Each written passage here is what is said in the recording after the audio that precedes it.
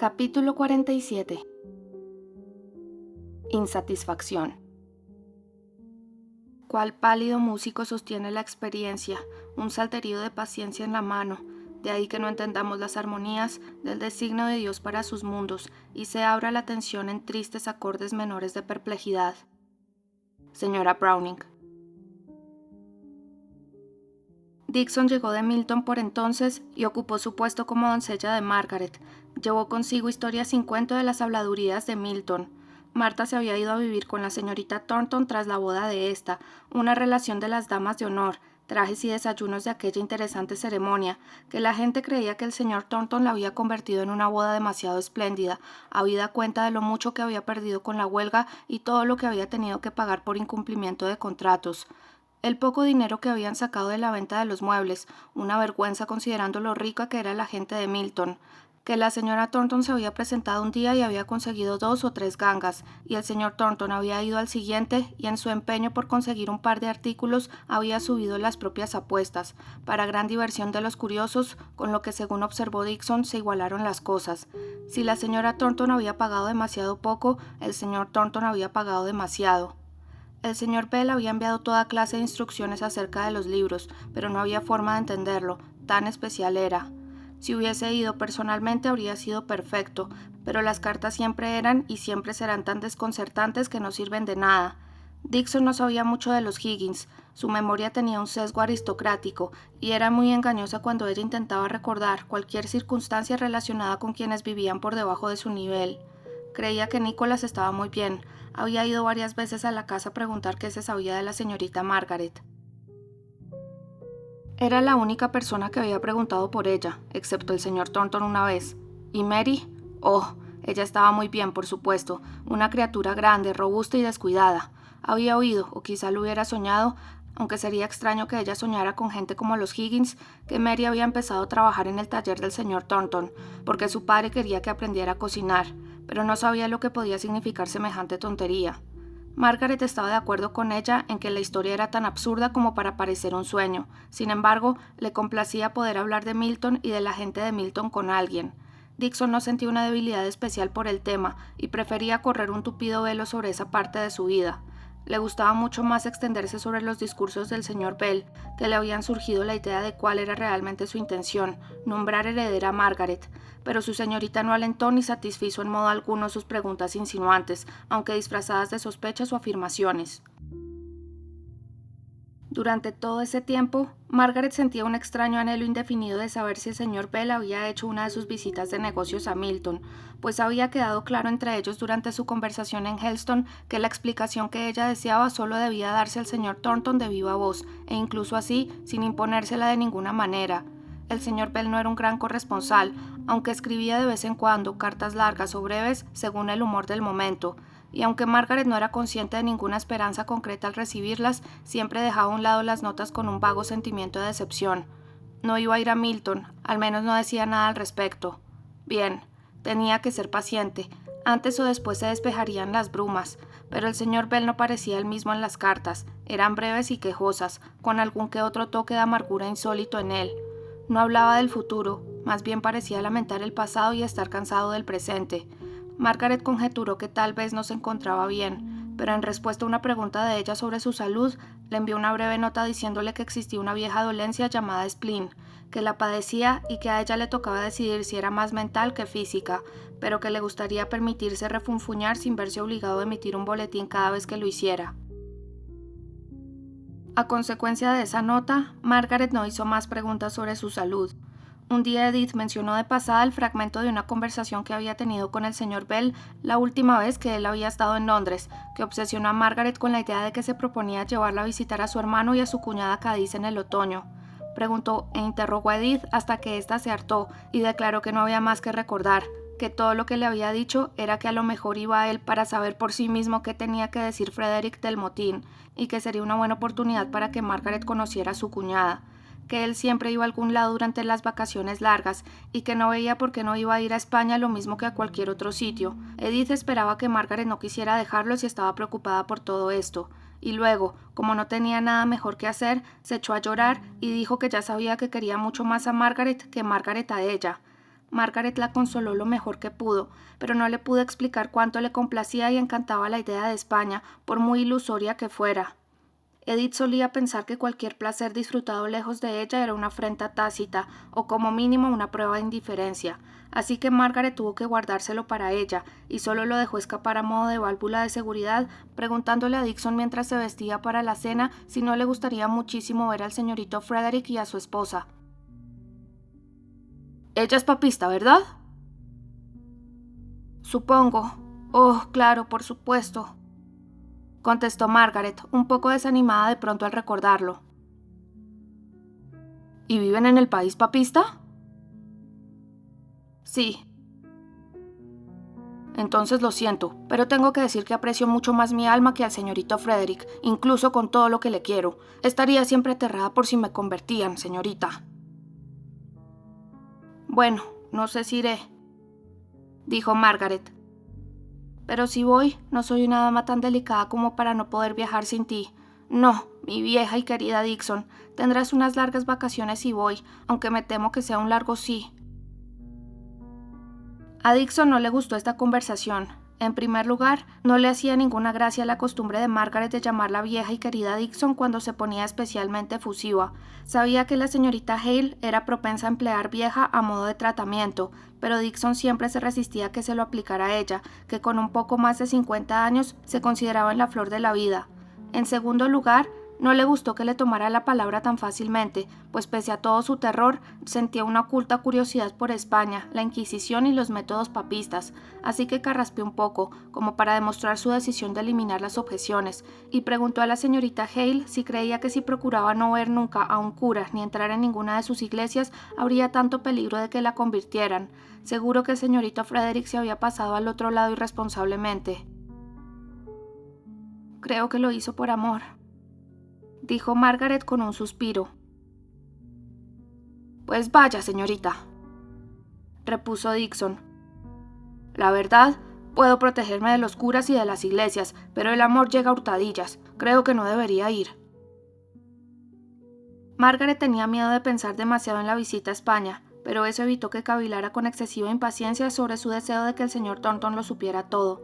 De momento, parecía que el señor Bell seguía inmóvil en Oxford y no tenía intención de ir a Milton, y parecía también que una reserva oculta impidiera a Margaret preguntar e incluso aludir de nuevo a cualquier posibilidad de semejante visita por su parte. Tampoco se sentía libre para mencionar lo que había dicho a Edith de la idea de ir a España, que tal vez solo hubiese abrigado durante 5 minutos. Él no se lo había mencionado en Helston durante todo el día soleado de ocio. Podría haber sido solo una fantasía momentánea, pero si fuese cierto, qué alivio supondría la monotonía de su vida actual, que estaba empezando a aburrirla. Uno de los grandes placeres de Margaret en este periodo era el niño de Edith. Era el orgullo y el juguete de sus padres mientras se portaba bien, pero cuando manifestaba la firme voluntad de salirse con la suya, y en cuanto le daba una de sus pataletas, Edith renunciaba desesperada y fatigada y decía con un suspiro: «¡Santo cielo! ¿Qué voy a hacer con él? Margaret, por favor, toca el timbre para que venga Hanley». Pero a Margaret casi le gustaba más en estas manifestaciones de genio que cuando se portaba como un angelito. Se lo llevaba entonces a una habitación donde luchaban ambos hasta el final, ella con una firmeza que lo apaciguaba, mientras empleaba de la forma apropiada todo el encanto y toda la astucia que poseía hasta que él frotaba la cara lacrimosa y ardiente con la de ella, con besos y caricias hasta que se quedaba dormido en sus brazos o sobre su hombro. Esos eran los momentos más dulces de Margaret. Le daban un indicio del sentimiento que creía que se le negaría siempre. El señor Henry Lennox añadió un elemento nuevo y nada desagradable al curso de la vida familiar con su frecuente presencia.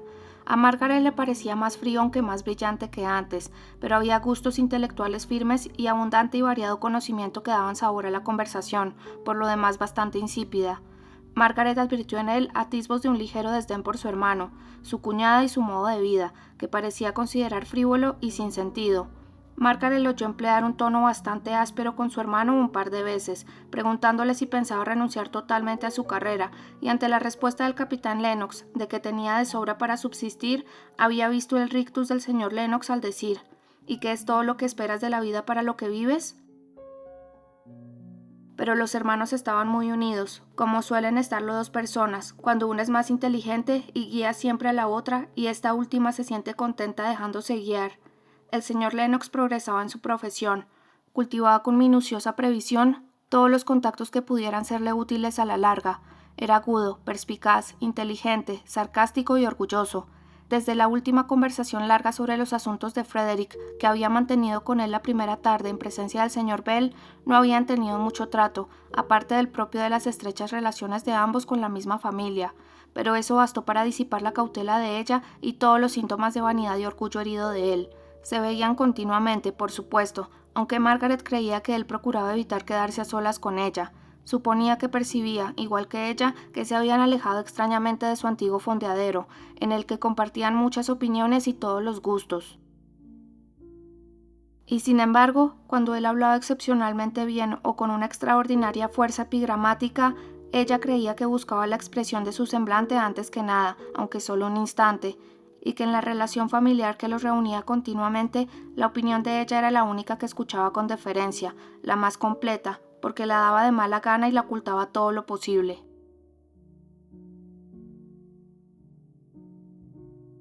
Capítulo 48. No volver a encontrarse.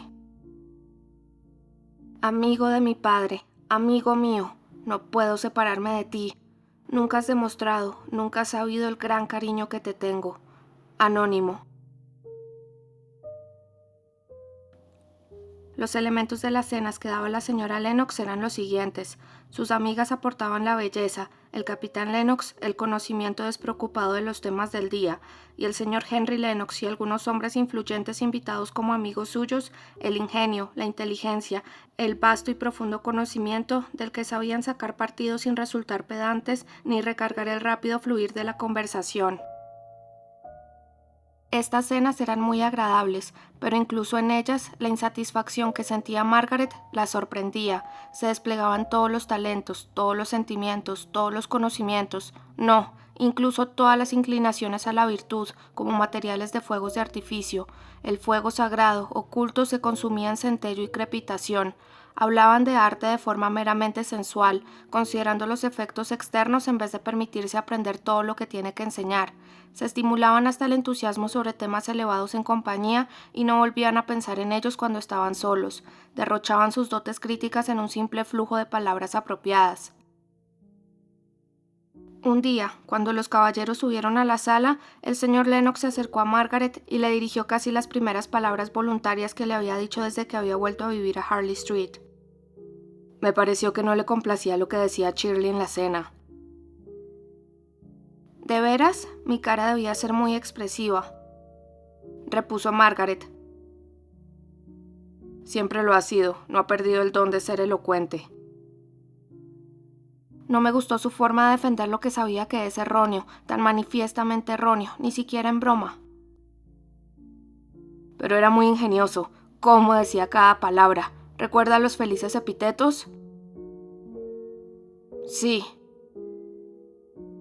Y los desprecio, le gustaría añadir. Por favor, no tenga reparos, aunque sea mi amigo.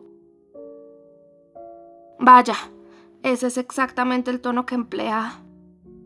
Se interrumpió de pronto.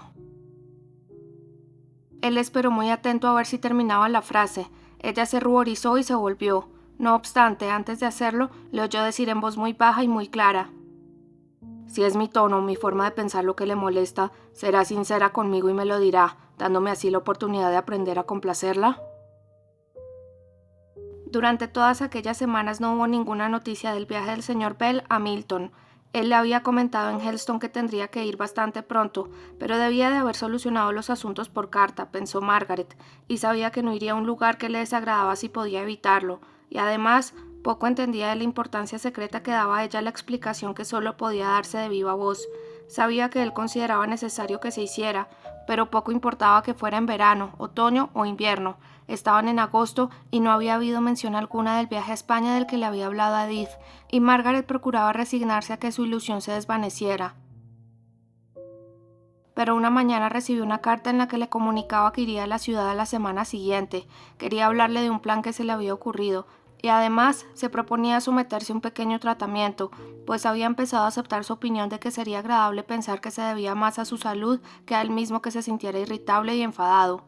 La carta tenía un tono general de animación forzada que Margaret advertía después, pero entonces acapararon su atención las exclamaciones de Edith.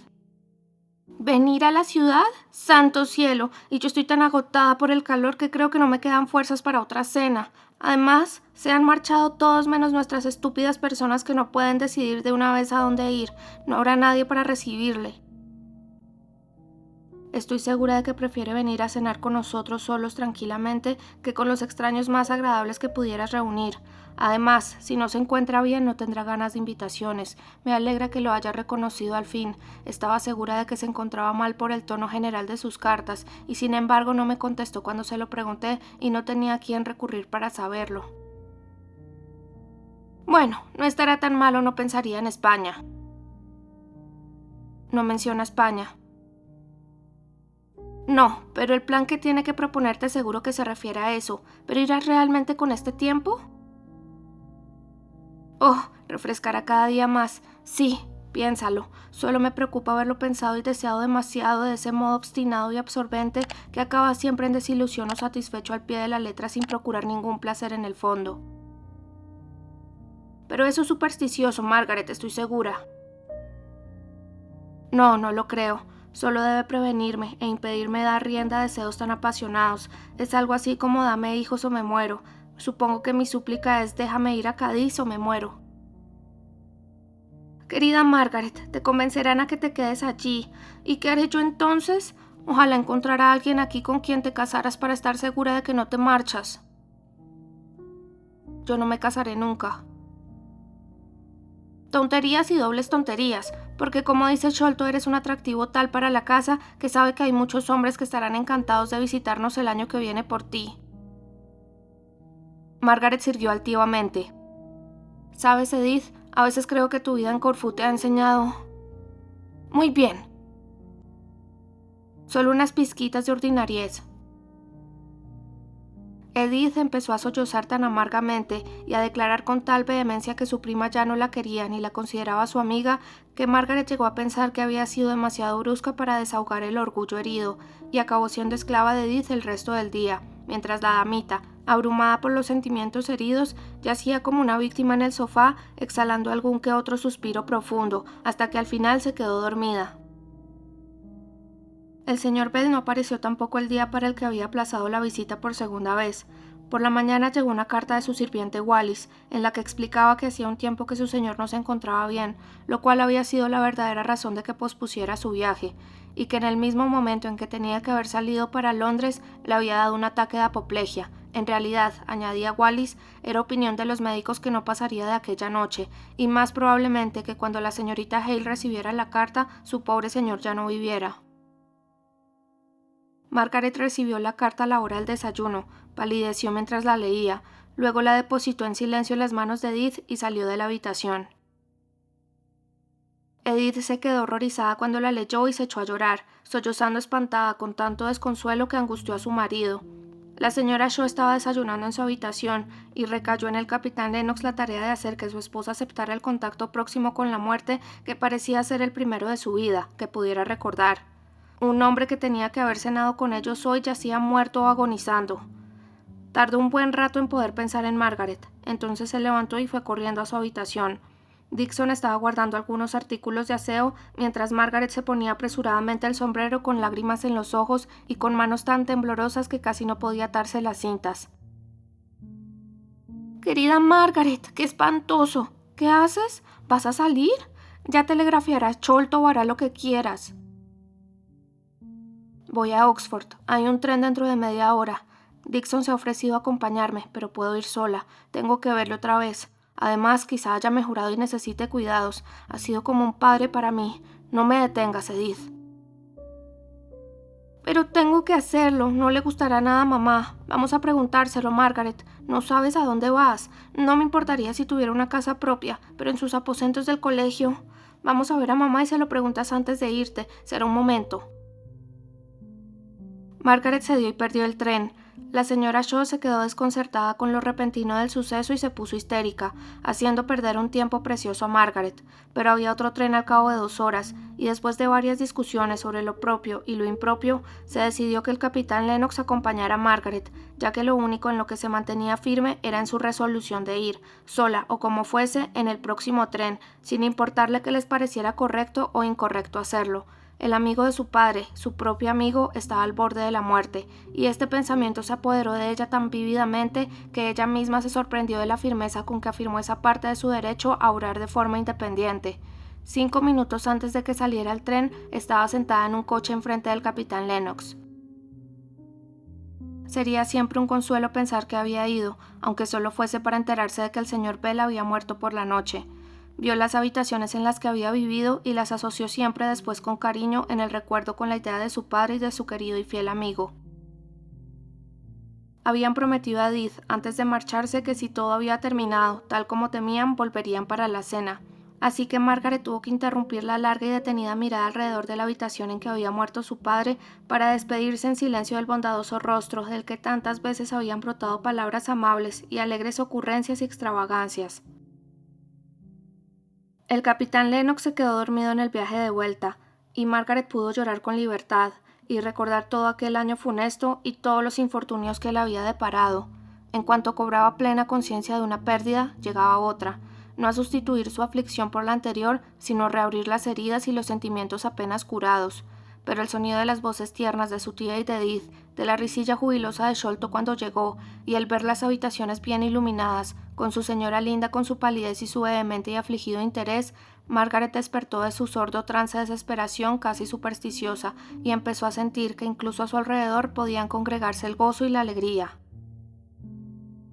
Ocupó el lugar de Edith en el sofá. El pequeño Sholto aprendió a llevar a la tía Margaret su taza de té con mucho cuidado, y cuando ésta subió a vestirse, dio gracias a Dios por haber ahorrado a su querido amigo una enfermedad larga y dolorosa. Pero cuando llegó la noche desgarradora, y toda la casa se sumió en silencio, Margaret seguía sentada contemplando la belleza del cielo londinense a aquella noche estival. Los leves reflejos rosáceos de las luces terrestres en las tenues nubes que flotaban tranquilas a la pálida luz de la luna sobre la cálida oscuridad que se mantenía inmóvil en el horizonte. La habitación de Margaret había sido el salón de las niñas en su infancia, justo cuando ésta desembocaba en la juventud y cuando los sentimientos y la conciencia despertaron por primera vez a la plena actividad. Recordó que una noche como aquella se había prometido que llevaría una vida tan valiente y tan noble como cualquier heroína de novela de la que hubiera leído u oído hablar, una vida sin miedo y sin tacha. En aquel entonces le parecía que solo tenía que desearlo y lograría llevar aquella vida, y ahora había aprendido que no solamente querer, sino también rezar es una condición necesaria para lo verdaderamente heroico. Había confiado en sí misma y había caído. Era justa consecuencia de su pecado que todo lo que la excusaba de él, lo que le había tentado a cometerlo, permaneciera siempre oculto a la persona en cuya opinión la había hundido hasta lo más bajo. Se enfrentó a su pecado al fin, lo reconoció como lo que era, la benévola sofistería del señor Bell, de que casi todos los hombres eran culpables de actos equívocos, y de que el motivo ennoblecía el mal nunca había influido realmente en ella. Ahora le parecía mezquina y miserable su primera idea de que si lo hubiera sabido todo podría haber dicho la verdad sin miedo.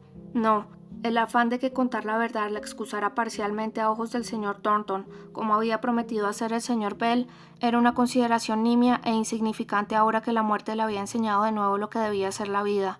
Aunque todo el mundo hablara, actuara o guardara silencio con intención de engañar, aunque estuvieran en juego los intereses más preciados y las vidas más amadas estuvieran en peligro, aunque nadie conociera nunca su sinceridad o su falsedad para medir por ella el respeto o el menosprecio que merecía, completamente sola donde estaba, en presencia de Dios, rogó que le diera fuerza para ser siempre sincera de palabra y de obra.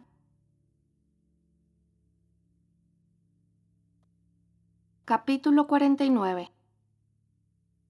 Respirar tranquilidad. Y camina despacio por la playa soleada, con muchas pausas vacilantes. La pena ejerce una influencia tan secreta y sagrada. Hood. ¿No es Margaret la heredera?, susurró Edith a su esposo cuando estaban solos en su habitación por la noche, después del triste viaje a Oxford. Le había hecho bajar la cabeza, Se había puesto de puntillas y le había implorado que no se asustara antes de aventurarse a hacerle la pregunta, pero el capitán Lennox no tenía ni idea.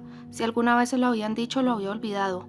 Un miembro numerario de un pequeño colegio no podía tener mucho que dejar. Claro que él nunca había querido que ella pagara el alojamiento, y era absurdo que les diera 250 libras anuales teniendo en cuenta que no bebía vino. Edith se apoyó normalmente en los pies un poco más triste, con un idilio hecho añicos. Una semana más tarde, se acercó cabriolando a su marido y le hizo una reverencia. Yo tengo razón y tú te equivocas, nobilísimo capitán. Margaret ha recibido carta de un abogado y es heredera universal, siendo los legados unas 2.000 libras y la propiedad de unas 40.000 al valor actual de los inmuebles en Milton. ¡Caramba! ¿Y cómo se ha tomado su buena fortuna? Bueno, por lo visto ya sabía que iba a tenerla desde el principio, solo que no sabía que era tanto. Está muy blanca y muy pálida y dice que le da miedo, pero eso es absurdo, ya sabes, y pasará pronto. He dejado a mamá colmándola de parabienes y me he escabullido para decírtelo. Al parecer, todos consideraron lo más natural del mundo, mediante acuerdo general, que el señor Lennox fuera el asesor legal de Margaret de allí en adelante. Ella no sabía nada de las cuestiones de negocios y tenía que recurrir a él en casi todo. Él eligió al apoderado. Él fue a verla con los documentos que tenía que firmar, y cuando se sentía más feliz era cuando le enseñaba a ella de que eran signos y ejemplos todos esos misterios de la ley. Henry, dijo Edith maliciosamente un día. ¿Sabes en qué confío y espero que acaben todas estas largas conversaciones con Margaret? No, ni lo sé ni quiero saberlo, dijo él ruborizándose. Pues muy bien, entonces no necesito pedirle a Sholto que no invite a casa tan a menudo al señor Montagu. Como quieras, repuso él con simulada indiferencia. Lo que piensas puede ocurrir o no, pero esta vez sopesaré bien las cosas antes de comprometerme.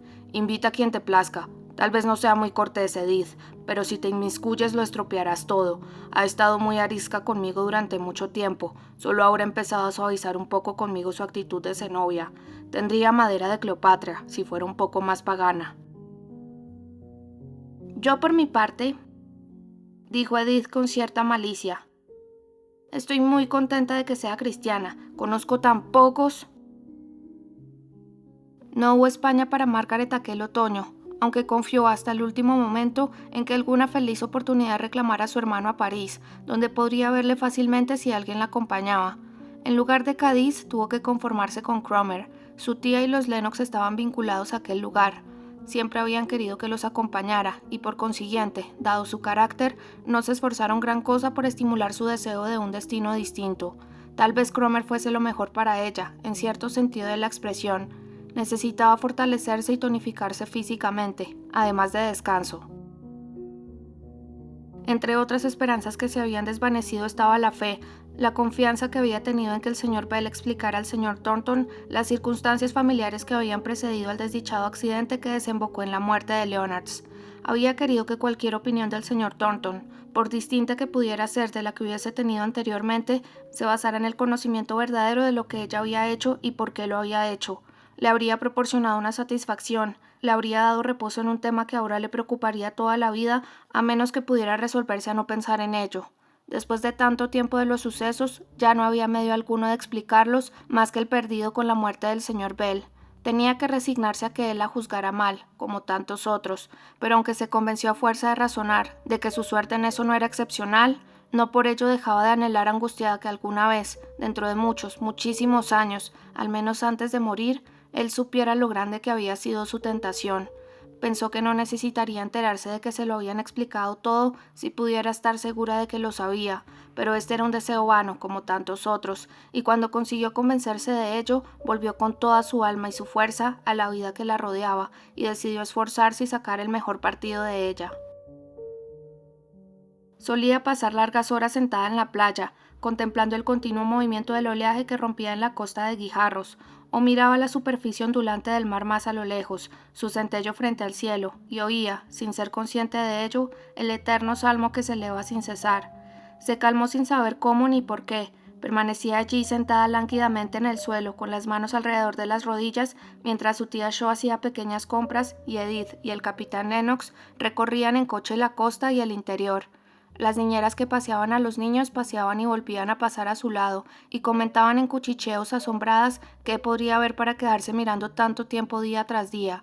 Y cuando la familia se reunía a la hora de comer, Margaret permanecía tan callada y absorta que Edith decidió que estaba abatida y acogió muy satisfecha una propuesta de su marido. Tenían que invitar al señor Lennox a pasar una semana en Cromer a su regreso de Escocia en octubre. Pero todo este tiempo para pensar permitió a Margaret situar los sucesos en su justo lugar, en cuanto a causa y significación, tanto respecto a su vida pasada como a su futuro. No fueron horas perdidas las que pasó a la orilla del mar, como podría haber visto cualquiera que hubiera tenido la agudeza necesaria para descifrar o la atención necesaria para interpretar la expresión que fue adoptando gradualmente la cara de Margaret. El cambio impresionó sobremanera al señor Lennox. «Creo que el mar le ha sentado muy bien a la señorita Hale», comentó en cuanto ella salió de la habitación tras su llegada al círculo familiar. «Parece 10 años más joven que en Harley Street». «Es el sombrero que le he comprado», dijo Edith entusiasmada. «Supe que le sentaría bien en cuanto lo vi». «Perdona», dijo el señor Lennox, en el tono indulgente y despectivo que solía emplear con Edith. «Pero creo que conozco perfectamente la diferencia entre los encantos de una prenda y los encantos de una mujer. Ningún simple sombrero puede hacer que los ojos de la señorita Hale sean tan luminosos y tan suaves a la vez, ni sus labios tan plenos y tan rojos, ni su cara tan llena de paz y de luz. Es igual, y todavía más que...» bajó la voz, «que la Margaret Hale de Helston». A partir de entonces, aquel hombre inteligente y ambicioso concentró todas sus potencias en conseguir a Margaret. Amaba su dulce belleza, veía el alcance oculto de su mente, a la que, creía él, podría inducirse fácilmente a abrazar todos los objetivos en que había puesto él su corazón. Consideraba su fortuna solamente una parte del carácter completo y soberbio de ella y de su posición, aunque era plenamente consciente del salto que le permitiría dar a él, el pobre abogado. Conseguiría tanto éxito en el tiempo y tantos honores que podría pagarle con intereses aquel primer adelanto de caudal por el que estaría en deuda con ella. Había ido a Milton por asuntos relacionados con las propiedades de ella a su regreso de Escocia, y con la perspicacia de abogado experto, atento siempre a captar y sopesar las contingencias, había visto el considerable valor añadido anualmente a los terrenos y las fincas que poseía ella en aquella ciudad próspera y en crecimiento. Veía complacido que su actual relación de cliente y asesor legal permitía superar gradualmente el recuerdo de aquel día de desdicha y extravío de Helston. Le brindaba ocasiones excepcionales de relación íntima con ella, además de las propias de la relación entre las familias. Margaret estaba muy bien dispuesta a escuchar siempre y cuando él hablara de Milton, aunque no hubiese visto a las personas a las que ella conocía mejor. Con su tía y su prima, el tono al hablar de Milton había sido de disgusto y desdén. Precisamente los sentimientos que Margaret se avergonzaba de recordar que había expresado y sentido al principio que había ido a vivir allí. Pero el señor Lennox casi superaba a Margaret en su valoración del carácter de Milton y de sus habitantes. Su energía, su fuerza, su indomable coraje en debatirse y luchar, y su llamativa intensidad vital atraían y cautivaban su atención. No se cansaba de hablar de ellos, y no había percibido en ningún momento lo materialista y egoístas que eran muchos de los objetivos que se proponían conseguir con su poderoso e infatigable empeño. Hasta que Margaret, incluso en medio de su complacencia, tuvo la franqueza de señalárselo como el pecado que empañaba todo lo que era noble y digno de admiración. Sin embargo, cuando otros temas la aburrían y daba solo respuestas breves a muchas preguntas, Henry Lennox descubrió que indagar sobre alguna peculiaridad del carácter de Darkshire devolvía la luz a sus ojos y el color a sus mejillas. Cuando regresaron a la ciudad, Margaret cumplió uno de sus propósitos y tomó las riendas de su propia vida. Antes de ir a Cromer, había sido tan dócil con las normas de su tía como si fuera aún la pequeña forastera asustada que se había quedado dormida llorando aquella primera noche en el cuarto de las niñas de Harley Street. Pero en aquellas solemnes horas de reflexión había aprendido que tendría que responder de su vida y de lo que había hecho con ella algún día, e intentó resolver ese dificilísimo problema de las mujeres: cuánto debe entregarse en obediencia a la autoridad y cuánto puede reservarse para actuar con libertad. La señora Shaw era todo lo afable que podía ser, y Edith había heredado esta cualidad doméstica encantadora. Tal vez fuese Margaret quien tenía peor carácter de las tres, pues su agudeza y su viva imaginación la hacían ser precipitada, y su temprano distanciamiento de la complacencia la había hecho orgullosa, pero poseía una ternura de corazón infantil indescriptible, que hacía sus modales irresistibles, incluso las pocas veces que se había mostrado obstinada anteriormente, y que ahora, aplicada por lo que los demás llamaban su buena fortuna, vencía la resistencia de su tía a someterse a su voluntad, y Margaret consiguió así el reconocimiento de su derecho a seguir las propias ideas de lo que era su deber. «Lo único que te pido es que no seas sargentona», le suplicó Edith. «Mamá quiere que tengas un lacayo propio, y me parece muy bien que no lo tengas, porque son grandes plagas. Solo por complacerme, cariño, no seas varonil, es lo único que te pido. Con o sin lacayo, no seas varonil». «No te preocupes, Edith. Me desmayaré en tus brazos mientras cenan los sirvientes en la primera ocasión, y entonces, con Sholto jugando con el fuego y el bebé llorando, empezarás a desear que haya una mujer resuelta a tu lado capaz de afrontar cualquier emergencia». «¿Y no te parecerá impropio bromear y ser alegre?» «¿Qué va? Lo pasaré mejor que nunca ahora que emprendo mi propio camino». «¿Y no irás extravagante y me dejarás comprarte los vestidos?» «La verdad es que me propongo comprármelos yo. Puedes acompañarme si quieres, pero no puede complacerme nadie más que yo misma».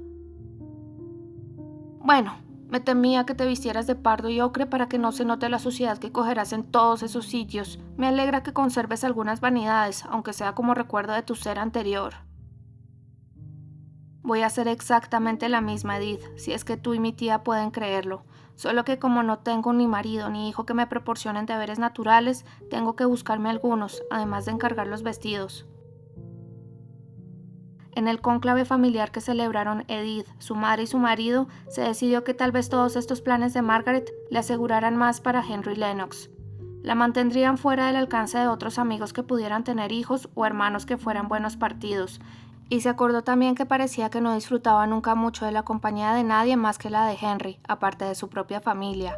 Los otros admiradores, atraídos por su apariencia o por la fama de su fortuna, acababan arrastrados por su risueño desdén inconsciente a los caminos frecuentados por otras bellezas menos melindrosas u otras herederas con mayor cantidad de oro.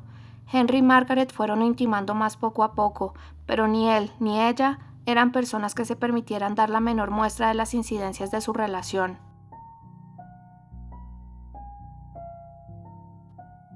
Capítulo 50. Cambios en Milton.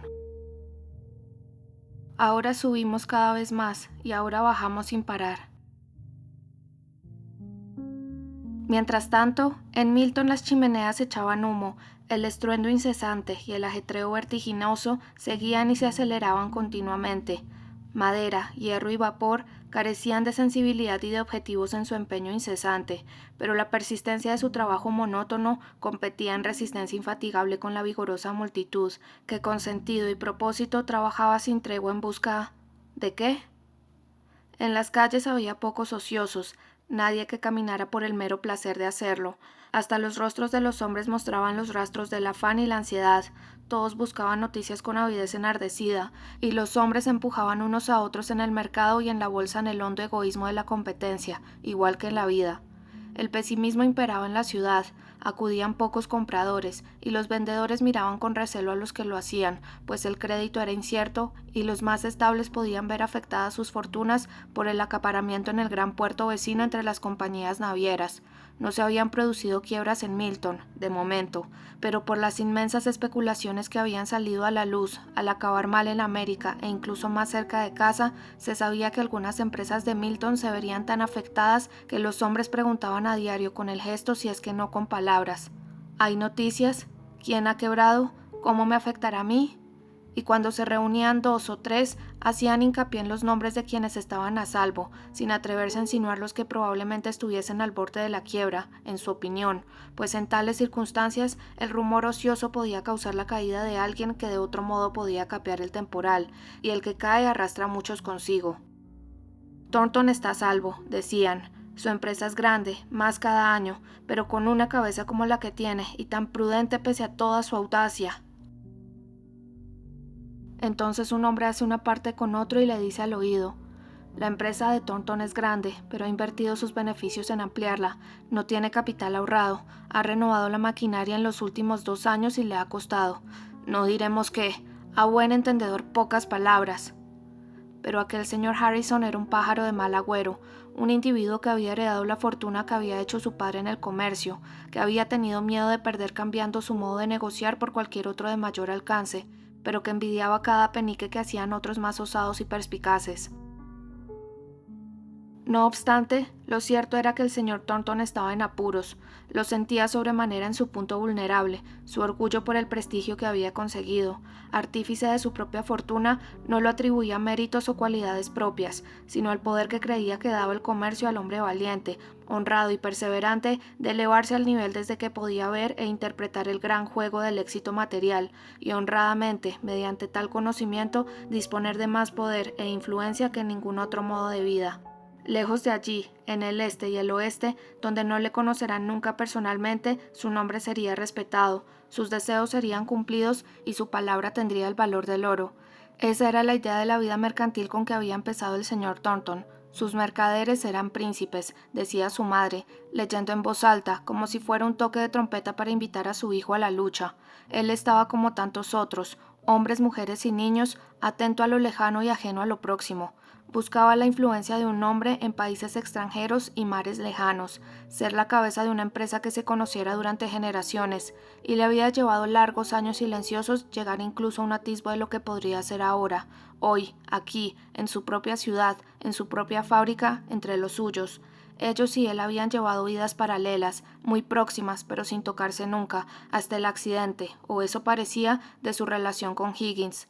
Una vez cara a cara, de hombre a hombre, con un individuo de las masas que le rodeaban, y muy importante, al margen de la condición de patrón y trabajador en primer lugar, habían empezado a reconocer que todos tenemos un corazón humano.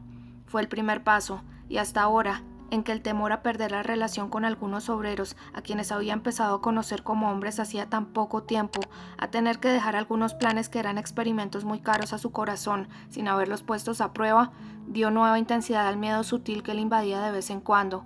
Hasta entonces no había reconocido nunca la hondura y las dimensiones del interés que había empezado a sentir últimamente por su posición como fabricante, sencillamente porque le permitía tan estrecho contacto y le daba la oportunidad de tanto poder con un grupo de gente extraña, perspicaz e ignorante, pero ante todo llena de carácter y fuerte sensibilidad humana.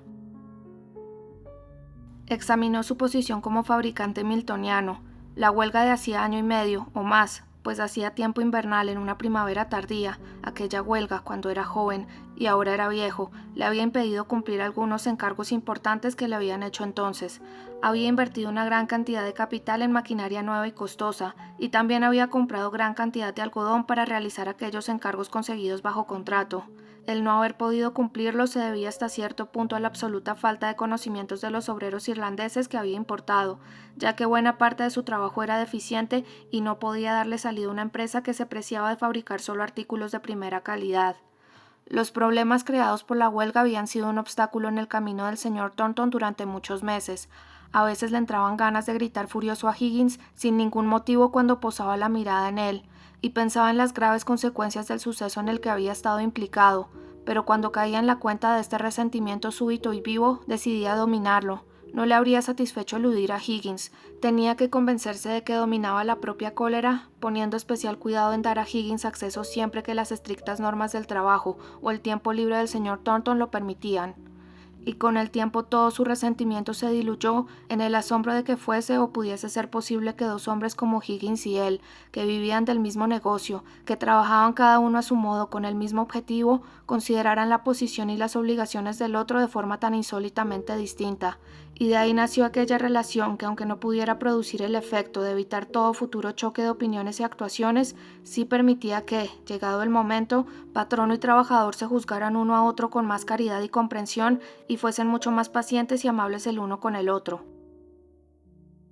Pero ahora había llegado uno de esos periodos de mal comercio en que la caída del mercado hacía bajar el valor de todas las grandes existencias.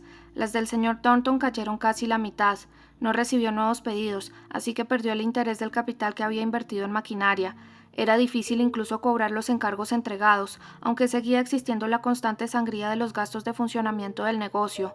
Luego llegaron las facturas del algodón que había comprado, y como el dinero escaseaba, tuvo que pedir préstamos a un interés exorbitante, y sin embargo, no podía hacer efectivo nada del valor de su propiedad, pero no desesperó. Se esforzó día y noche en prever y tomar precauciones contra todas las emergencias. Se mostraba tan tranquilo y afable con las mujeres de su familia como siempre, y no hablaba mucho con los trabajadores del taller, que para entonces ya le conocían y que no recibían sus respuestas categóricas y cortantes con el antagonismo latente y contenido de antes, y la predisposición de siempre a las palabras y los juicios duros, sino con comprensión porque sabían los apuros que le acuciaban.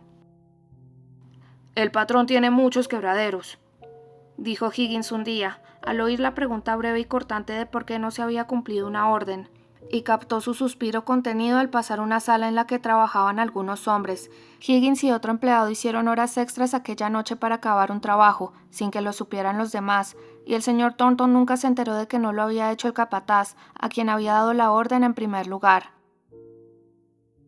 «Ay, creo que sé quién habrá lamentado ver el patrón sentado así como una pieza de cálico gris. Si el viejo clérigo hubiera visto el desconsuelo que he visto yo en la cara de nuestro patrón, su corazón femenino se habría desgarrado», pensó Higgins un día al acercarse al señor Thornton en la calle Marlborough. «Señor», dijo, abordando a su patrón que caminaba deprisa y resuelto, y haciendo que aquel caballero alzara la vista con súbita sorpresa y enojo, como si sus pensamientos estuvieran muy lejos. «¿Has sabido algo de la señorita Margaret últimamente?» «¿La señorita qué?» «La señorita Margaret, la señorita Hale, la hija del viejo clérigo. Sabría a quién me refiero si lo pensara un poco». No había nada irrespetuoso en el tono con que dijo esto. «Ah, sí». Y de repente, la gélida expresión preocupada había desaparecido de la cara del señor Thornton, como si un cálido viento estival se hubiera llevado toda la angustia de su mente, y aunque seguía apretando los labios como antes, miró con ojos risueños y benévolos a su interlocutor. «Ahora es mi arrendataria, Higgins. Sé cómo le va por su agente, que viene de vez en cuando. Está bien y entre amigos. Gracias, Higgins». Ese gracias, que se rezagó tras las otras palabras y sin embargo surgió con tanta cordialidad, dio nueva luz al perspicaz Higgins. Podría ser solo un fuego fatuo, pero decidió seguirlo y comprobar a dónde lo llevaba. «¿Y no se ha casado, señor?» «Todavía no». Su gesto se ensombreció de nuevo. «Se habla algo de que tal vez lo haga con un conocido de la familia, creo». «Entonces no volverá por Milton, supongo». «No». «Un momento, señor». Se acercó entonces confidencialmente y preguntó: «¿Se ha demostrado la inocencia del señorito?» Intensificó el alcance de la información con un guiño, que solo hizo que al señor Thornton le pareciera todo más misterioso. «El joven caballero, quiero decir, el señorito Frederick como le llaman, el hermano de ella que estuvo aquí, ya sabe». «¿Que estuvo aquí?» «Sí, claro, cuando murió la señora. No se preocupe que no voy a decir nada. Mary y yo lo supimos todo el tiempo, pero nos callamos. Nos enteramos porque Mary trabajaba en la casa». «Y estuvo aquí. Era su hermano». «Por supuesto, creía que lo sabía, porque si no, nunca se lo hubiera dicho. ¿Sabía que tiene un hermano?» «Sí, lo sé todo de él. ¿Y vino cuando murió la señora Hale?» No voy a decirle más. Quizá ya les haya creado problemas, pues lo guardan muy en secreto. Solo quería saber si lo han absuelto». «No que yo sepa, no sé nada. Solo sé de la señorita Hale ahora como casera mía y por su abogado». Se apartó de Higgins para seguir el asunto en el que estaba concentrado cuando le había abordado, desconcertándole con su actitud. «Era su hermano», se dijo el señor Thornton. «Me alegra saberlo. No volveré a verla, pero es un consuelo, un alivio. Sabía que no podía hacer algo indigno y sin embargo añoraba la confirmación. Ahora estoy contento». Fue un hilillo dorado que atravesó el oscuro tejido de sus vicisitudes actuales, que se hicieron cada vez más pesimistas y lúgubres. Su agente había confiado mucho en una casa del comercio americano que quebró, junto con algunas otras, precisamente entonces, como el naipe que provoca la caída de los demás. ¿Cuáles eran los compromisos del señor Thornton? ¿Podría resistir? Noche tras noche se llevaba libros y documentos a su habitación y permanecía allí sentado despierto mucho tiempo después de que la familia se hubiera ido a la cama. Creía que nadie sabía en qué ocupaba las horas que debía haber dedicado a dormir. Cuando la luz del día empezaba a filtrarse por los huecos de las persianas una mañana, y él no se había acostado, y pensaba con despreocupada indiferencia en que podía arreglarse sin las 2 horas de descanso, que era todo lo que podía permitirse antes de que empezara de nuevo el revuelo del trabajo diario, se abrió la puerta de su habitación y apareció su madre, vestida igual que el día anterior. Tampoco ella se había acostado. Sus miradas se encontraron. Ambos tenían la cara rígida y fría, y estaban pálidos por la larga vigilia. «Madre, ¿por qué no estás en la cama?» «John, hijo», dijo ella. «¿Crees que puedo dormir tranquila mientras tú estás despierto lleno de preocupaciones? No me has dicho lo que te pasa, pero estás muy preocupado estos últimos días». «El comercio va mal». «¿Y temes?» «No temo nada», repuso él, irguiendo y manteniendo erguida la cabeza. «Ahora sé que ningún hombre sufrirá por mí. Esa es mi preocupación». «¿Pero cuál es la situación? ¿Crees? ¿Habrá una quiebra?» Su voz firme temblaba de forma insólita. «Una quiebra no. Tengo que dejar el negocio, pero pago a todos los hombres. Podría desquitarme, siento una gran tentación».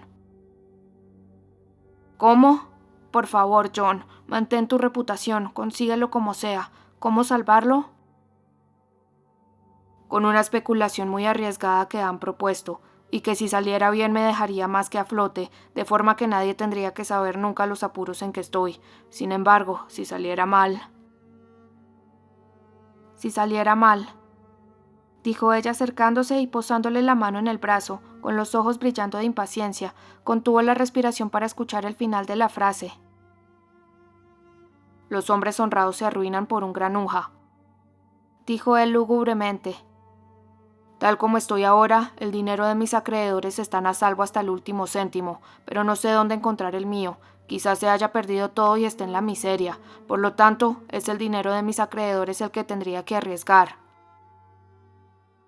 «Pero si sale bien no tienen por qué saberlo nunca.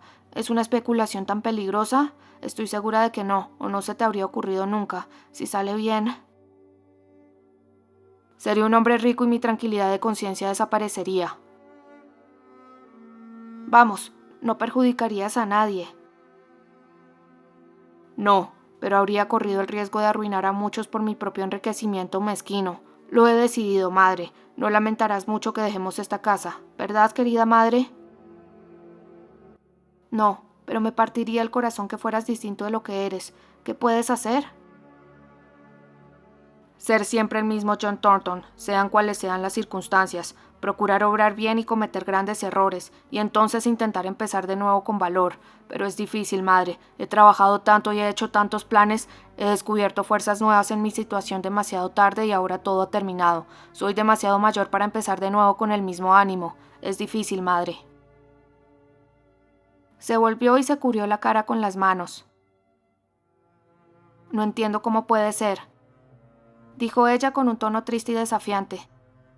«Aquí está mi muchacho, buen hijo, hombre justo y de buen corazón, y fracasa en todo lo que emprende. Conoce a una mujer que amar, y no se preocupa más de su afecto que si fuera un hombre corriente. Trabaja y su trabajo se reduce a nada. Otros prosperan y se hacen ricos y mantienen sus nombres mezquinos, encumbrados y libres de vergüenza. La vergüenza nunca me ha tocado», dijo él en voz baja, pero ella continuó. «A veces me he preguntado dónde estaba la justicia y ya no creo que exista tal cosa en el mundo. Y ahora tú llegas a esto. Tú, mi John Thornton. Tú y yo podríamos ser mendigos juntos, mi querido hijo». Se inclinó y le besó la cabeza con lágrimas en los ojos.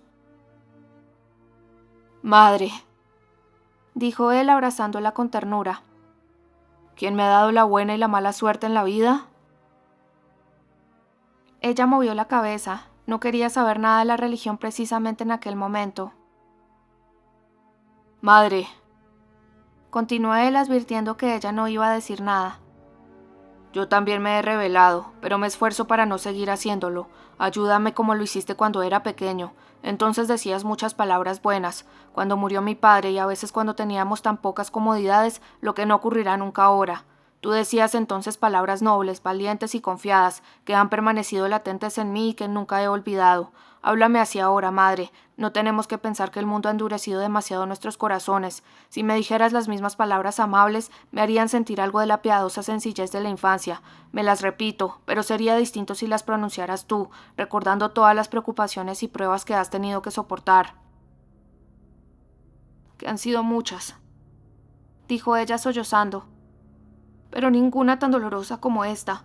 Verte bajar del lugar que te pertenece. Lo haría por mí, John, pero no por ti. No por ti. Dios ha considerado oportuno ser muy duro contigo, mucho. Se agitó con los sollozos, que son tan convulsivos cuando quien llora es una persona mayor. El silencio que la rodeaba la sorprendió al final, y se calló para escuchar. Ningún ruido. Miró. Su hijo estaba sentado junto a la mesa, con los brazos extendidos sobre la misma y la cabeza inclinada hacia adelante. «Oh, John», exclamó ella y le alzó la cara. La palidez y la extraña tristeza que vio en ella le hicieron pensar por un momento que eran precursoras de la muerte, pero cuando su semblante recobró el color natural, desapareció la rigidez y volvió a ser el mismo. La señora Thornton se dio cuenta de la bendición que era su hijo para ella por el simple hecho de existir y se disipó la mortificación material. Dio gracias a Dios por ello y solo por ello, con un fervor que borró de su mente todos los sentimientos rebeldes. Él no habló de inmediato, abrió las contraventanas y la luz rojiza del amanecer inundó la estancia, pero soplaba viento del este y hacía un frío cortante. Llevaba así semanas. Aquel año no habría demanda de géneros ligeros de verano. Tendrían que renunciar a toda esperanza de reanimación del comercio.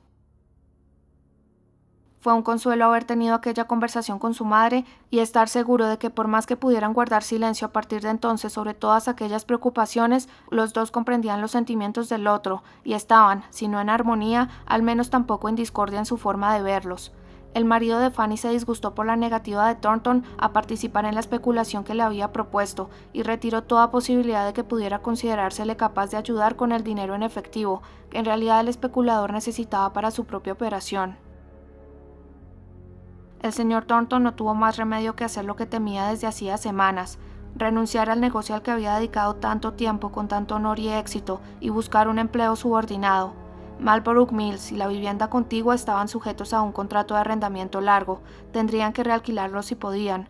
Le ofrecieron enseguida algunos puestos. El señor Hamper se hubiera asegurado de sus servicios de muy buena gana como socio sensato y experto de su hijo, a quien estaba estableciendo con un gran capital en una ciudad próxima. Pero el joven estaba poco educado en cuanto a información y nada en absoluto respecto a cualquier responsabilidad que no fuese conseguir dinero, y tan embrutecido tanto en cuanto a sus placeres como a sus pesares. El señor Thornton declinó participar en una asociación que frustraría los pocos planes que habían sobrevivido a la quiebra de su fortuna. Antes aceptaría ser un simple administrador, condición en la que podría tener cierto grado de poder, aparte de la simple obtención de dinero, que tener que soportar los caprichos tiránicos de un socio adinerado con quien estaba seguro de que reñiría a los pocos meses. Así que esperó y se hizo a un lado con verdadera humildad, mientras se extendía por la bolsa la noticia de la enorme fortuna que había hecho su cuñado con su osada especulación. El éxito trajo consigo su consecuencia material de gran admiración. Nadie era considerado tan sabio y perspicaz como el señor Watson. Capítulo 51. Reencuentro. Ánimo, corazón valeroso, fuerza y serenidad. Dominaremos descaro, burla y curiosidad, que no aparezca ninguna señal indicadora.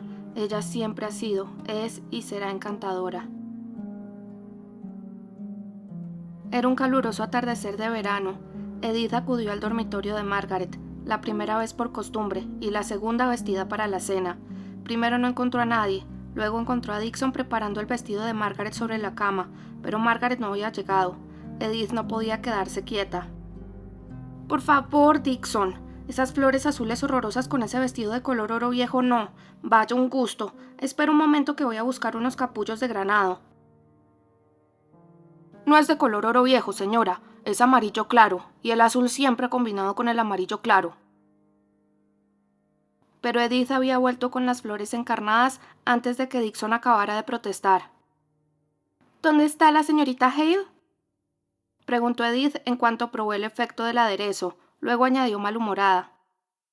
No entiendo cómo permitió mi tía que cogiera esa costumbre excursionista en Milton. Siempre creo que va a pasarle algo horrible en esos sitios espantosos en los que se mete.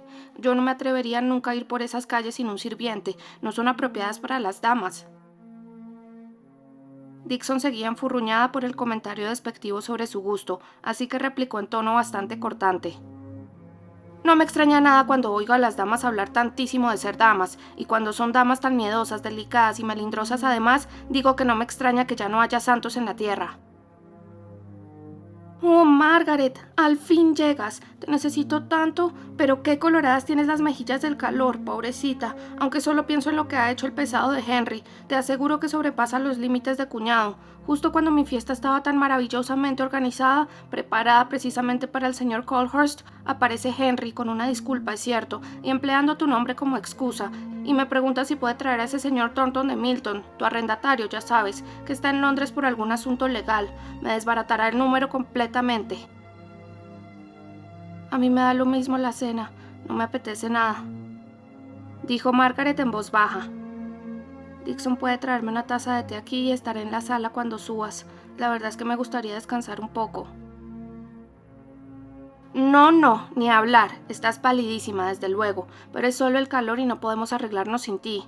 Esas flores un poco más abajo, Dixon, parecen llamas gloriosas en tu cabello negro, Margaret. Sabes que lo hemos organizado para que hables de Milton con el señor Colhurst. Vaya, pero si resulta que ese hombre es de Milton, creo que será estupendo después de todo. El señor Colhurst puede sonsacarle todos los temas que le interesan y será divertidísimo rastrear tus experiencias y la sabiduría de ese señor Thornton en el próximo discurso del señor Colhurst en la Cámara. La verdad, me parece que es un acierto de Henry. Le pregunté si era un hombre del que uno se avergonzaría y me contestó: no sé si tienes el mejor juicio, hermanita. Así que espero que sea capaz de pronunciar las H's. Es algo que no logro corriente de Darkshire. Margaret? ¿Te ha dicho el señor Lennox por qué está en la ciudad del señor Thornton? ¿Tiene algo que ver el asunto legal con la propiedad?, preguntó Margaret en tono forzado. Oh, ha fracasado, o algo por el estilo de lo que Henry te habló aquel día que te dolía tanto la cabeza. ¿Quién era? Sí, estupendo, Dixon. La señorita Hale nos hace honor, ¿a que sí? Me gustaría ser tan alta como una reina y tan morena como una gitana, Margaret. ¿Pero qué me dices del señor Thornton?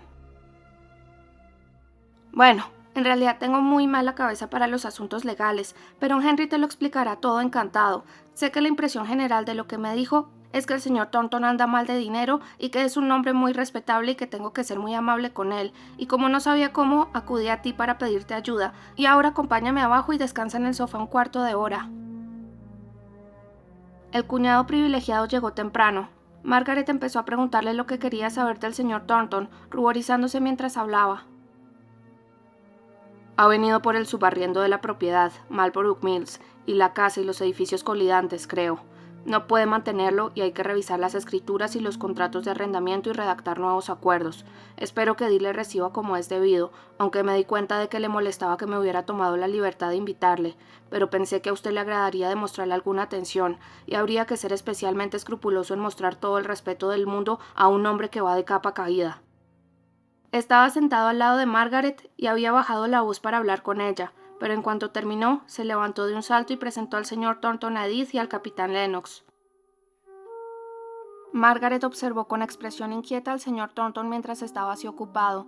Hacía bastante más de un año que no lo veía, y había cambiado mucho con los acontecimientos acaecidos en ese tiempo. Su espléndida planta le hacía destacar incluso entre los hombres de estatura corriente, y le daba un aire distinguido por la desenvoltura que emanaba de ella y que le era natural, pero parecía avejentado y agobiado por las preocupaciones, aunque mostraba una noble serenidad que impresionó a quienes acababan de enterarse de su cambio de posición, con una sensación de dignidad innata y fuerza varonil. Advirtió la presencia de Margaret a la primera ojeada que dio a la habitación. Había visto su expresión de ocupación atenta mientras escuchaba al señor Henry Lennox y se acercó a ella con la actitud mesurada de un viejo amigo. Con sus primeras palabras tranquilas, afloró a las mejillas de Margaret un color vívido que no las abandonaría en toda la velada. Parecía que no tenía mucho que decirle. Le decepcionó con su modo tranquilo de hacerle las preguntas que a él le parecían estrictamente necesarias sobre sus antiguos conocidos de Milton. Pero se acercaron otros invitados más íntimos de la casa que él y volvió al fondo, donde el señor Lennox y él hablaron de vez en cuando. «¿Qué le parece la señorita Hale? Tiene muy buen aspecto, ¿verdad?», comentó el señor Lennox. «Milton no le sienta bien, supongo, porque cuando volvió a Londres al principio pensé que no había visto nunca a nadie tan cambiado. Esta noche está radiante y está mucho más fuerte. El otoño pasado se fatigaba con un paseo de 2 millas. El viernes por la tarde caminamos hasta Hampstead, ida y vuelta, pero el sábado estaba tan bien como ahora». «¿Fuimos? ¿Quiénes? ¿Ellos dos solos?». El señor Colhurst era un hombre muy inteligente y nuevo miembro del Parlamento. Tenía buena vista para apreciar el carácter de las personas y le impresionó un comentario que hizo el señor Thornton durante la cena. Preguntó a Edith quién era el caballero, y ella descubrió sorprendida, por el tono del «no me diga de él», que el nombre del señor Thornton de Milton no lo era desconocido como había supuesto. La cena estaba yendo muy bien. Henry estaba de buen humor y lució su ingenio mordaz admirable. El señor Thornton y el señor Colhurst encontraron algunos temas de interés común que solo pudieron rozar, reservándolos para la conversación más privada de sobremesa. Margaret estaba bellísima con las flores de granado, y aunque se retrepó en la silla y habló poco, Edith no se enojó, porque la conversación fluía suavemente sin ella. Margaret observaba la cara del señor Thornton. Él no la miraba nunca, así que podía estudiarle sin que él la observara y advertir los cambios que aquel breve espacio de tiempo había causado en él. Solo se le iluminó la cara ante una broma inesperada del señor Lennox, volviendo a su antigua expresión de intenso placer. El brillo alegre volvió a sus ojos, abrió los labios lo justo para sugerir la brillante sonrisa de otros tiempos, y por un instante su mirada buscó instintivamente la de ella como si necesitara su comprensión, pero cuando sus ojos se encontraron, su gesto cambió y volvió a ser serio y preocupado, y durante el resto de la cena evitó resueltamente mirar incluso donde estaba ella.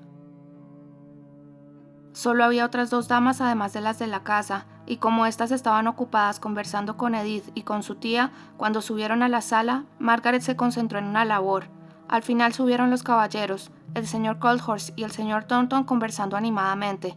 El señor Lennox se acercó a Margaret y le dijo en voz baja: «De verdad creo que Edith tiene que darme las gracias por mi aportación a su fiesta. No tiene ni idea de lo agradable y juicioso que es ese arrendatario suyo. Él mismo ha dado al señor Colhurst todos los datos que quería saber. No entiendo cómo se las ha ingeniado para llevar mal sus asuntos». «Con sus dotes y oportunidades usted habría triunfado», dijo Margaret. A él no le hizo gracia el tono del comentario, si bien las palabras solo expresaban una idea que ya se le había pasado por la mente. Guardó silencio. Les llegó el crescendo de la conversación que mantenían junto a la chimenea el señor Colhurst y el señor Thornton. «Le aseguro que he oído hablar de ello con sumo interés, mejor dicho, con curiosidad respecto al resultado. Oí mencionar su nombre con frecuencia durante mi breve estancia en la zona». Se perdieron algunas palabras, y cuando volvieron a oír, hablaba el señor Thornton. «No poseo las condiciones necesarias para la popularidad, por lo que creo que se equivoca si hablaron de mí de ese modo. Inicié los nuevos proyectos lentamente, y me cuesta dejar que se conozcan incluso aquellos a quienes deseo conocer y con quienes no tendría ninguna reserva. Sin embargo, y pese a todos esos inconvenientes, me pareció que estaba en el buen camino, y que a partir de una especie de amistad con uno estaba conociendo a muchos. Las ventajas eran recíprocas, estábamos enseñándonos unos a otros consciente e inconscientemente». «Dice usted estábamos. Confío en que piense seguir el mismo curso». «Tengo que interrumpir, Colhurst», dijo Henry Lennox apresuradamente, y con una pregunta brusca pero pertinente, cambió el curso de la conversación para ahorrar al señor Thornton la vergüenza de tener que reconocer su fracaso y su consiguiente cambio de posición. Pero en cuanto el nuevo tema se agotó, el señor Thornton reanudó la conversación en el mismo punto en que los había interrumpido, y respondió a la pregunta del señor Colhurst. «He fracasado en los negocios y he tenido que abandonar mi posición de patrono. Ahora estoy a la espera de un puesto en Milton, donde tal vez encuentre empleo con alguien que me permita seguir mi propio camino en asuntos como estos. Puedo confiar en mí mismo porque no tengo teorías decididas para llevar precipitadamente a la práctica. Mi único deseo es tener la oportunidad de mantener alguna relación con los obreros aparte del mero nexo monetario, pero puede ser el punto que buscó Arquímedes para mover la tierra, a juzgar por la importancia que le dan algunos de nuestros manufactureros, que sacuden la cabeza y se ponen serios en cuanto menciono un par de experimentos que me gustaría probar. Veo que los llama experimentos, dijo el señor Coldhurst, con un sutil aumento de respeto en su actitud. Porque creo que lo son. No estoy seguro de las consecuencias que puedan derivarse de ellos, pero sí estoy seguro de que deben probarse. He llegado al convencimiento de que las simples instituciones, por mucha sabiduría y mucha reflexión que haya requerido organizarlas y concentrarlas, no pueden unir a las clases como debería hacerse, a menos que el desarrollo de dichas instituciones pusiese en contacto personal realmente individuos de diferentes clases. Esa relación es el auténtico aliento vital.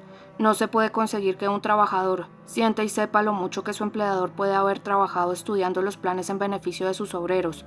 Un plan completo surge como una máquina, aparentemente adoptada a cualquier emergencia, pero los trabajadores lo aceptan lo mismo que la maquinaria, sin comprender la reflexión y el esfuerzo mental intensos y previos necesarios para llevarlo a esa perfección. Sin embargo, tengo una idea cuyo desarrollo exigiría la relación personal. Tal vez no fuera bien al principio, pero con cada obstáculo que se presentase se interesaría mayor número de hombres y al final todos desearían que tuviera éxito, ya que todos habrían participado en su elaboración, y estoy seguro de que incluso entonces perdería vitalidad, dejaría de estar vivo en cuanto dejara de contar con ese interés común que hace siempre que la gente encuentre medios y modos de verse a unos y otros y familiarizarse los unos con el carácter y la personalidad de los otros, e incluso con sus manías y formas de hablar, nos comprenderíamos unos a otros mejor, e incluso me aventuraría a decir que nos gustaríamos más. ¿Cree usted que evitaría la recurrencia de las huelgas? No, en absoluto. Mi máxima expectativa solo llega a esto, que haga que las huelgas dejen de ser las fuentes ponzoñosas y amargas de odio que han sido hasta ahora.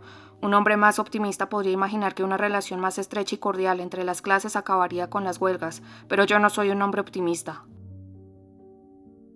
Y entonces, como si se le hubiera ocurrido de pronto una idea, se acercó a donde estaba sentada Margaret y le dijo sin preámbulos, como si supiera que ella lo había escuchado todo. Señorita Margaret, recibí una petición de algunos de mis hombres, sospecho que con la letra de Higgins, declarando su deseo de trabajar para mí si alguna vez vuelvo a estar en condiciones de emplearlos por mi cuenta. Está bien, ¿no le parece? Sí, muy bien, me alegro, contestó Margaret, alzando la vista y mirándole directamente a la cara con sus ojos expresivos, que bajó ante la elocuente mirada de él. Él volvió a mirarla un momento como si no supiera qué atenerse. Luego suspiró, se dio la vuelta diciendo sabía que le gustaría, y no volvió a hablar con ella hasta que le dirigió un ceremonioso buenas noches. Cuando el señor Lennox se despidió, Margaret le dijo sin poder contener el rubor y cierta vacilación. ¿Podría hablar con usted mañana? Necesito su ayuda acerca de algo. Por supuesto, vendrá la hora que me diga. No puede proporcionarme mayor placer que el de permitirme servirle en lo que sea. ¿A las 11? De acuerdo. Un brillo jubiloso animó la mirada del señor Lennox. Cómo estaba aprendiendo a contar con él. Todo parecía indicar que cualquier día de aquellos le daría la certidumbre, sin la que había decidido no proponerle matrimonio de nuevo.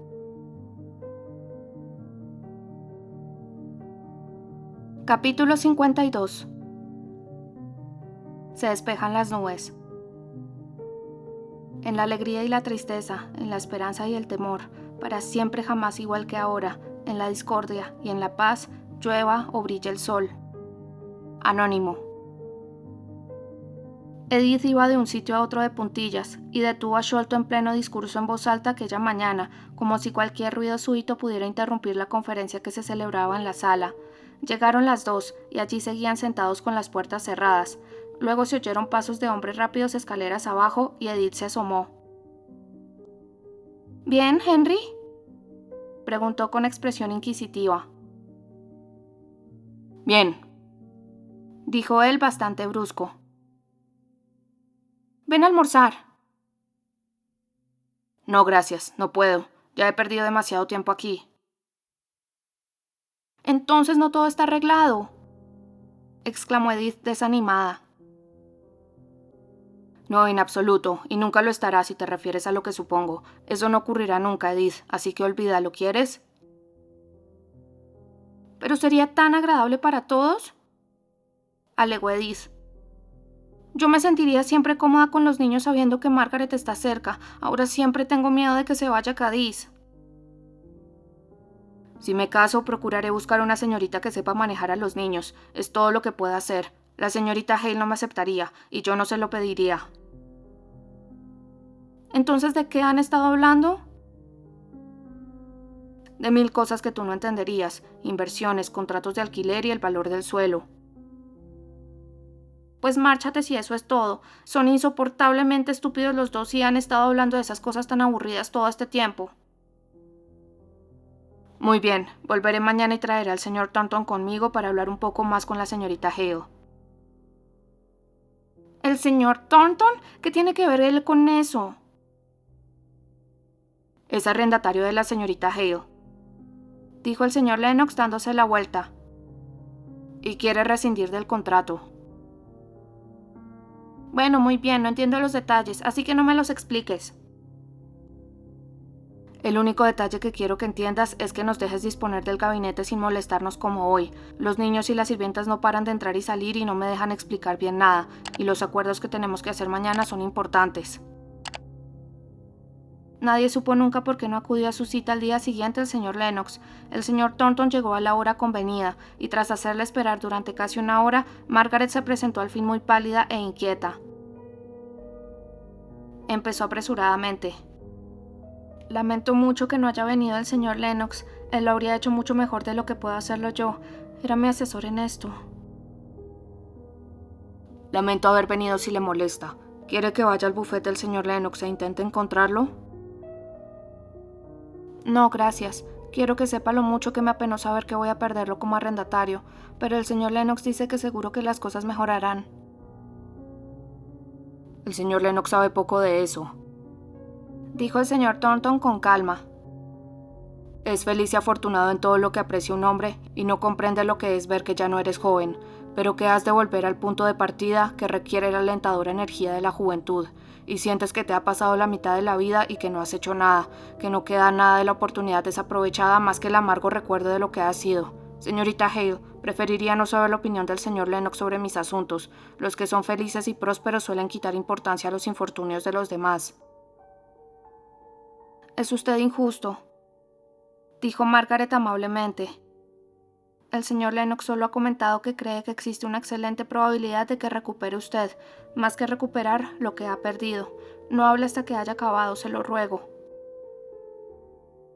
Margaret recobró una vez más el dominio de sí misma mientras hojeaba algunos documentos legales y extractos de cuentas apresurada y temblorosamente. Vaya, aquí está. Y él me redactó una propuesta, ojalá estuviera aquí para explicarla, que demuestra que si aceptara usted una cantidad de dinero mío, 1.857 libras, que en este momento están inmovilizadas en el banco y que solo me aportan el 2,5%, podría pagarme usted un interés mucho más alto, y Marlborough Mills podría seguir funcionando. Se le había aclarado la voz, que era más firme ahora. El señor Thornton guardó silencio, y ella siguió, buscando algún documento en el que estaban escritas las propuestas de garantía, procurando, ante todo, dar al asunto un cariz de mero acuerdo comercial en el que ella tendría la principal ventaja.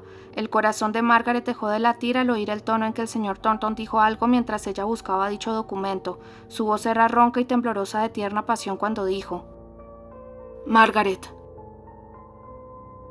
Ella alzó la vista un instante, y luego intentó ocultar sus ojos luminosos apoyando la cabeza en las manos. Él imploró de nuevo, acercándose, con otra apelación trémula y anhelante a su nombre. «Margaret». Ella bajó todavía más la cabeza, ocultando así aún más la cara hasta apoyarla casi en la mesa que tenía delante.